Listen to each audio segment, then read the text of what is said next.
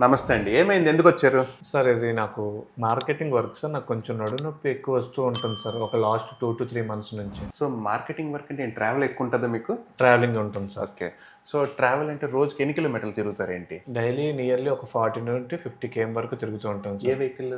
Bike sir, Splendor. Bike. ఎన్ని రోజుల నుంచి ఇబ్బంది పడుతున్నారు ఇలాగా? లాస్ట్ ఒక 2-3 మంత్స్ నుంచి. 2-3 మంత్స్ నుంచి. ఇప్పుడు ఈ పెయిన్ వస్తుంది కదా! అవును పెయిన్ ఎక్కడ వస్తుంది నాకు ఒకసారి చూపించగలరా? ఈ యొక్క ఏరియా నుంచి ఈ యొక్క ఏరియాలోకి వస్తుంది సార్. ఓకే. మళ్ళీ పైన రావట్లేదు, దీనికని కింద రావట్లేదు సార్. సో, ఎగ్జాక్ట్ సెంటర్ అయినా లేదంటే కొద్దిగా రైట్‌కి కూడా వస్తుందా? లేదు సార్, ఓన్లీ ఇక్కడే సార్. ఈ యొక్క పెయిన్ లోనే వస్తుంది. ఈ రైట్ రావట్లేదు, ఇటు రావట్లేదు. సో, మరి ఇన్ని రోజుల నుంచి నొప్పితో ఇబ్బంది పడుతున్నారు కదా! మరి ఎందుకు ముందుగా డాక్టర్‌ని ఎవరిని కన్సల్ట్ చేయలేదు? అంటే మామూలుగా టాబ్లెట్స్ వాడితే సరిపోతుందిలే అనే ఒక అపోహలో ఉన్నాను సార్. ఏంటి టాబ్లెట్స్ వాడారా? ఇవేనా?